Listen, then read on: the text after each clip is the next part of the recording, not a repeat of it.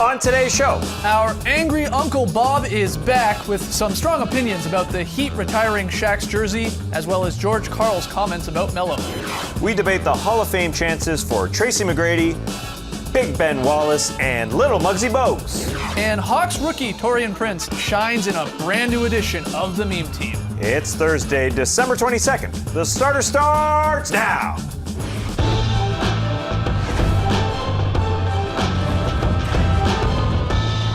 Good evening, sweet world, and welcome to The Starters. Whether you're listening to the podcast, joining us live right now on NBA TV, or a little bit later on YouTube, we're happy to have you. I'm J.E. Skeets, and alongside me, as always, that's Tass Mellis. Shout out to Dion and Donald Glover. To his right, the international man of mystery, taking it to the max, Lee Ellis. Friend. Lily. Finally, last, and certainly least, in this instance, home for the holidays, it is angry Uncle Bob. Hello. Bobby. He's back. Well, I know you guys are probably already done shopping, but I brought my Christmas list along in case you want to get your old Uncle Bob something for the holidays. No thanks. Fine. Anyways, but first thing I want is a pack of 3 white cotton tank tops, size medium. You guys know I love wearing tank tops under my robes. Keep the spills under my chest. I feel like your Aunt Carol either trying to embarrass me or just wants to see this hot bod on television. Medium? Medium. I've worn the same right. size since '74, Yeah, right. Skeets. Yeah. They stretch, okay? Number 2 on the list, a giant oversized tin of popcorn with 3 flavors, caramel, cheddar, and regular. I love the caramel, your Aunt Carol loves the cheddar, and we split the regular. It works very nice for us. Finally on my list, been there for 51 years, a Red Ryder BB gun. People say, Bob, you're 60 years old, why do you need a BB gun? Well, I got squirrels. They come over the fence, they eat your Aunt Carol's jalapenos, and I want those peppers. All right. So any of these 3 things would be fine. We'll get on that. Size medium, remember? Yeah, I got Let's that. get on those singlets immediately. Yeah. Last time we had you on the show, it was for Thanksgiving, Bob, and you were saying, slow down. Thirsty. You were saying about how the Eurostep is un-American, super teams are a joke. Anyway, True. what's grinding your gears this holiday season? Well, I saw Shaquille O'Neal was having his jersey retired by the Miami Heat. Are you kidding me? The guy didn't even play 4 seasons there.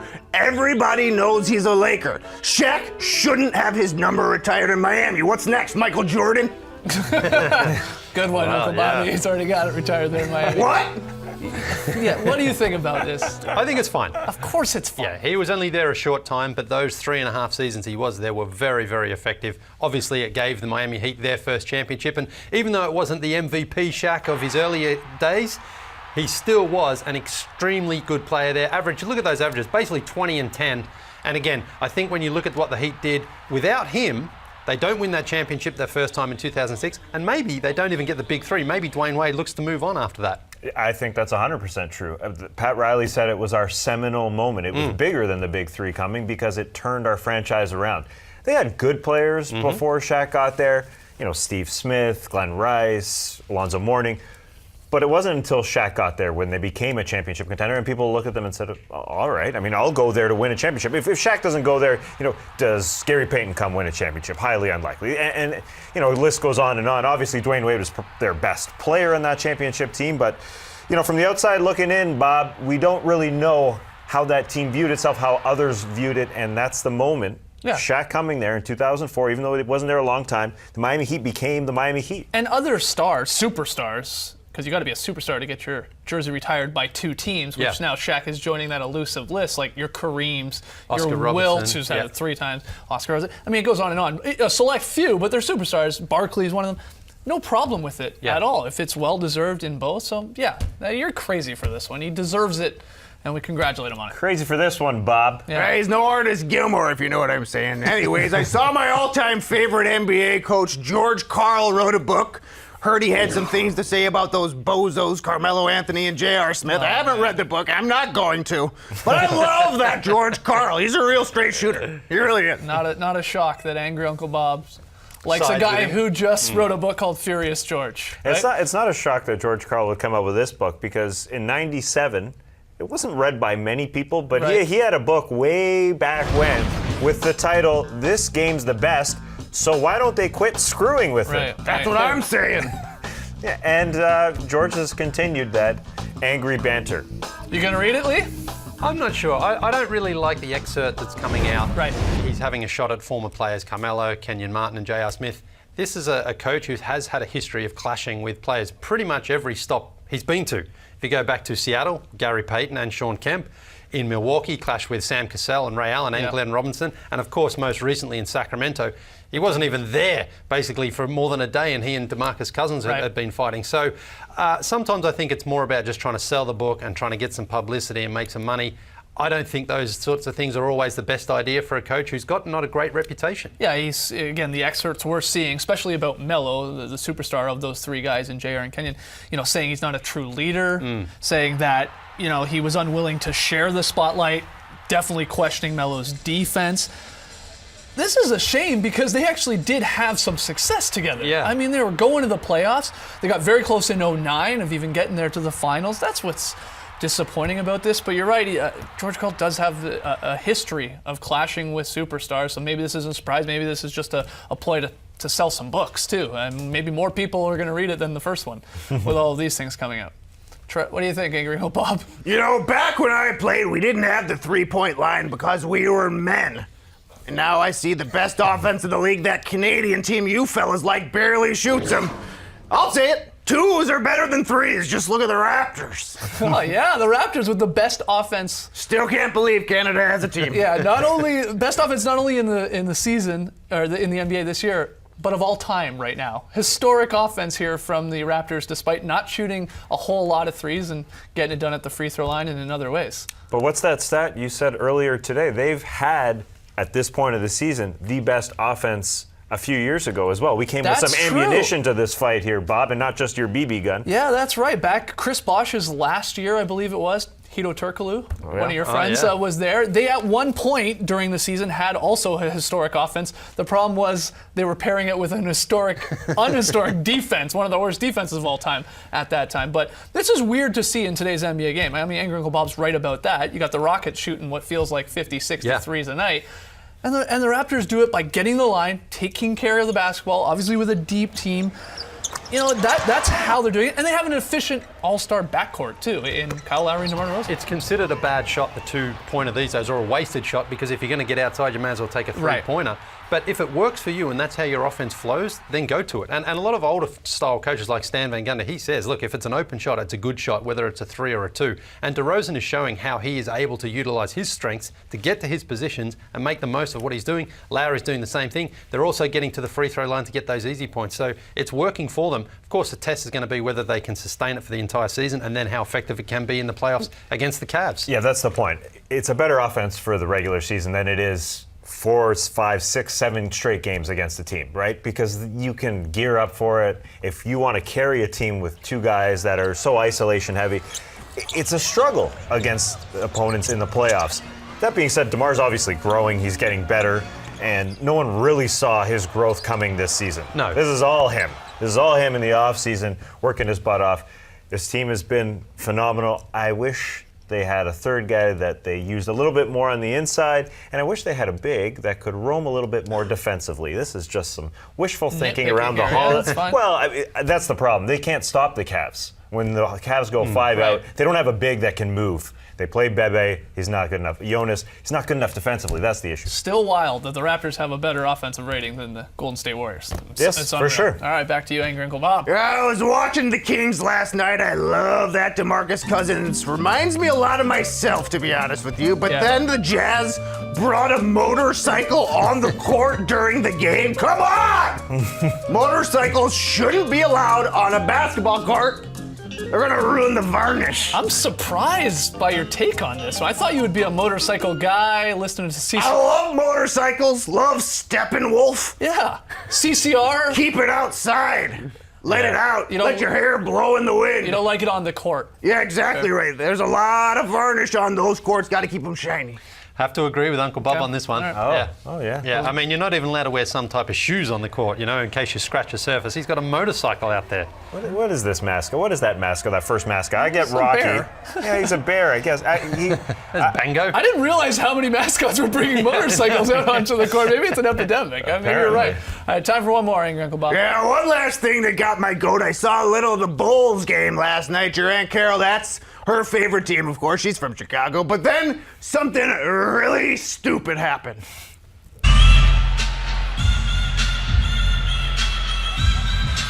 And Jimmy telling him to turn the music off. They kept blaring the music. Jimmy, did you see that? Jimmy throws the ball back to the official, turns around, looks at the scorer's table and says, hey, turn that off. Music during a basketball game? Are you kidding me? Turn it down. This is a basketball game, not a discotheque.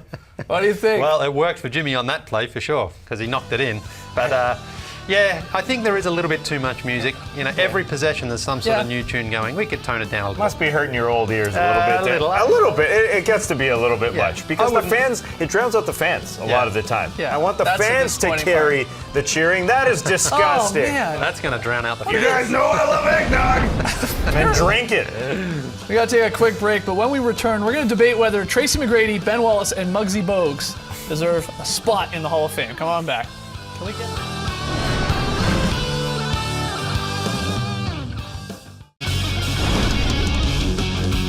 Yesterday, the Basketball Hall of Fame announced their list of nominees for the 2017 ballot of potential inductees. 3 intriguing new names on the list: Tracy McGrady, Ben Wallace, and Muggsy Bogues. So let's find out whether we're up or down on those guys' chances of making the Hall. We asked you to do the same on Twitter, #TheStarters, whether you're up or down. Let's start with Tracy McGrady. I'll give you the Cliff's Notes version for T-Mac here. 7-time NBA All-Star, 7-time All-NBA selection, and a 2-time NBA scoring champ. Guys, are you up or down on T-Mac getting inducted into the Hall of Fame? Boom, boom, boom. Lock it in. Yeah. I don't think there's a question. Yeah. What are the arguments against him? That he didn't have a lot of playoff success. I'll tell you what. What? Never won a title. Yeah. Gotta win a title in my book to get into the Hall of Fame. Number 2, always injured. Back in my day, guys played whole seasons with broken legs. He's no Hal Greer, I'll tell you that. Yeah, we can just cut his mic at any time here. But he didn't have the playoff success. Can you blame him for not having incredible players around him? You talk about injuries. Let's say Grant Hill or Yao Ming are healthy for a good chunk of time. Maybe we're talking about an entirely different career, but he was one of the best players for a long period of time in this league. Yeah. And you can't punish him for not having great talent around him. He still performed in the postseason. And the other argument, he didn't play a ton of games because he was injured. I think you see a guy like Bernard King, who got in. Mm-hmm. He didn't reach that 20,000 marker, the 20,000 point marker, either did Tracy McGrady. Right. You can't punish him for not being injured or not having guys around him to get him some playoff success like a Mitch Richmond, perhaps. I don't think he needs it anyway because he had enough individual accolades, like you mentioned. The 7-time All-NBA, I think, is pretty much enough anyway because we know that's a select group of guys who make it, and he was super special for a long time. The knock will come on people who say, well, he led 3-1 in the playoffs once and he also led 2-0 and he lost and he never got out of that first round. The only time he did was in San Antonio at the end when he was just really a fill-in type of player at the end of his career, and he never had any Olympic or sort of college success to sort of maybe just to help his credentials. But I don't think, again, he needs all that stuff. He was a spectacular player, scored enough points, did enough things in that short time that he should get in. He's one of the best scorers we've ever seen. For sure. Right? Absolutely. Allen Iverson is in the Hall of Fame, Yeah. and rightfully so. I think his per 36 numbers, McGrady's to Iverson's, are actually fairly comparable. Yeah. Iverson had the one finals run, but he didn't have a ton of playoff success No. either. So I think, like Iverson, Tracy McGrady should definitely go into the Hall of Fame. All right, I think it gets a little more interesting with our next two guys here. Big Ben Wallace. All right, Ben Wallace, defensively, unbelievable. 4 times he won Defensive Player of the Year. Won a title, Uncle Bob, there with the Pistons. Congratulations. In 2004, has his jersey, number 3 jersey, retired by Detroit in January earlier this year. But what do you guys think? Up or down on Ben Wallace being inducted into the Hall of Fame? I think he's a lock, He's too. a lock. He's a lock. In A my lock? opinion. Yes. Yeah. He again has got the credentials. He was the best defensive player in the league for maybe 4 or 5 seasons. Yeah. He won the Defensive Player of the Year 4 times out of 5 years. He was All Defense 6 times. He won that championship. a lot of guys are in the Hall of Fame who are very good offensive players, and they say, well, he wasn't the greatest defensive player in the world. He was a superstar defensive player who wasn't the greatest offensive player as far as shooting the ball, but rebounding, defending, doing everything you needed to do. For me, he's an absolute certainty. You agree? Yeah. He was the absolute best defensive player on one side of the ball. It's still half of the game. And yeah, offensive guys get in who aren't good defensive players. So why can't it be the other way around? Right. And you see guys like Dennis Rodman who've gotten in.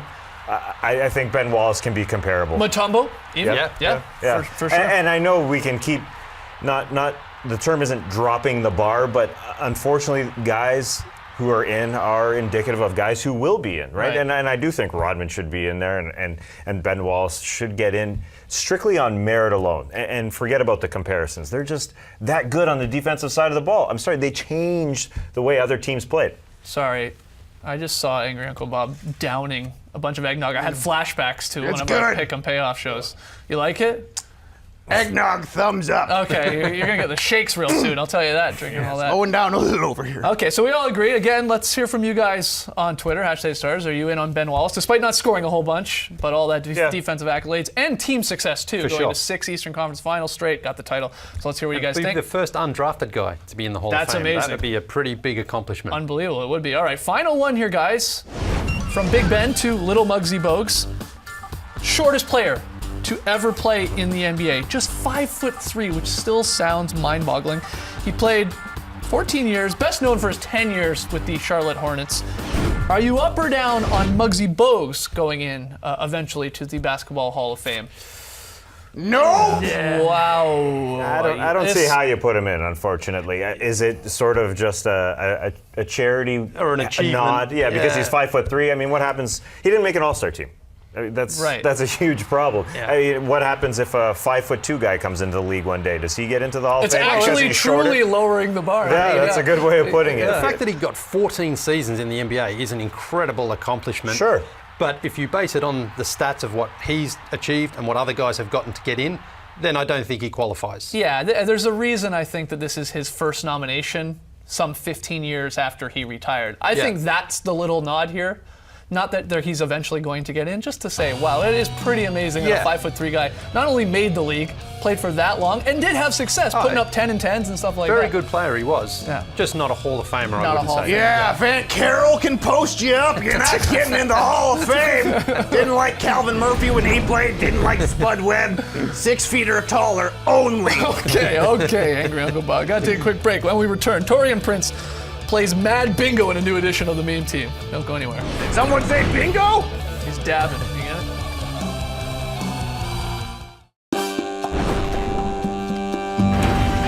Welcome back to the starters. Angry Uncle Bob helping himself to some more eggnog there. You want some? No, thank you. I know you like eggnog, Skeet. Every Thursday, guys, we scour the internet to bring you the meme team, our favorite weird and wacky moments from the past 7 days. At number 5, check Kevin Love's Home Alone sweater.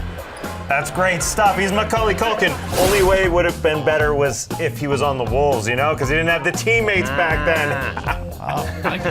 At number 4, Raps forward Damari Carroll singing Christmas carols. Take it away, senior swag daddy.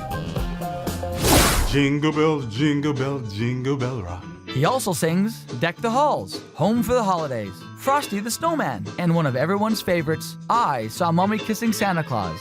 I saw Mommy kissing Santa Claus under the mistletoe last night. Bruno Caboclo singing Feliz Navidad. Feliz Navidad, Feliz Navidad, Feliz Navidad. Bruno, steal the show. At number 3, Torian Prince, Hawks rookie. Man, this guy's got some energy. Wow. He does not stop dabbing after the Hawks hit a big shot. And then this one might even be better. Kent Bazemore buries a 3 from the wing, does the little split jump there, and Torian Prince just does it for him He again. nails it, That's too. the new Bazemoring. You think so? Yeah. Let's see it again. There It's it so is. good. Let's see it twice. At number 2, a couple of ex-Cavaliers got their 2016 championship rings over the past week.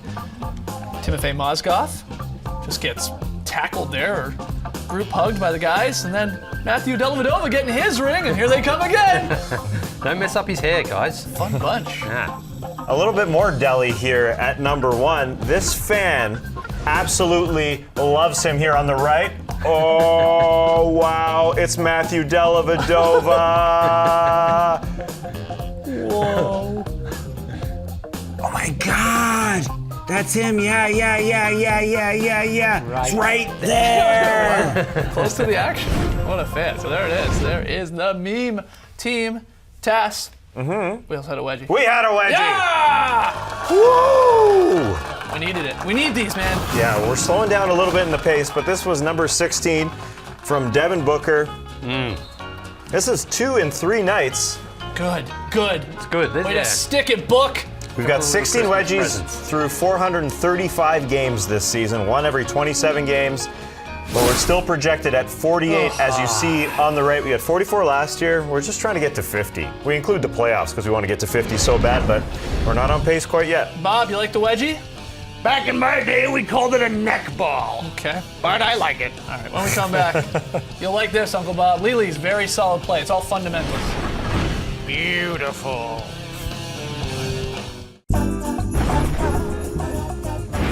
Last night's pick'em results, not good for me.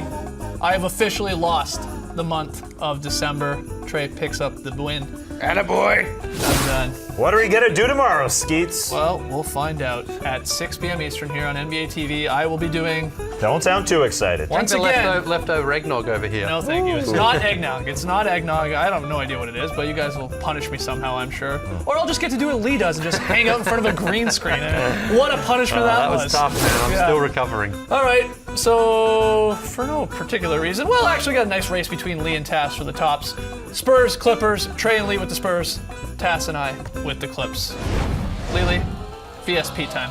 Heading down to the Fortress. And it's just a simple one here from the Hawks. Paul Millsap, look for Kyle Korver cutting here. Look at this, beautiful pass, beautiful finish, just simple. Don't always have to be a spectacular play. It can just be a simple one that finishes in a layup like that. That's what I call a very solid play. Nice stuff. Tass, you were there. You saw that live. I could see me in the background of that clip, actually, Skeets. Wow. All right. Tonight, TNT doubleheader. Lakers versus Heat. Shaq will get his jersey retired there in Miami. And the second game, it's the pick and play. It's Spurs versus Clippers. So it's nice action there. Coverage beginning very, very soon. Don't go anywhere. Tomorrow, Starters Drop podcast. We're going to hand out some Christmas NBA gifts. Right. And sort of do an NBA Christmas wish list as well as all the other fun punt gun and tweet of the week and all that. So check out the Drop podcast, and otherwise we'll be back tomorrow night. Uncle Bob, thanks, buddy. Okay. Yeah. Thanks for joining us, folks. And remember, if you're still looking for Christmas gifts, well, just follow the treasure trail. Oh man, brace the night, people. You disgust me. God.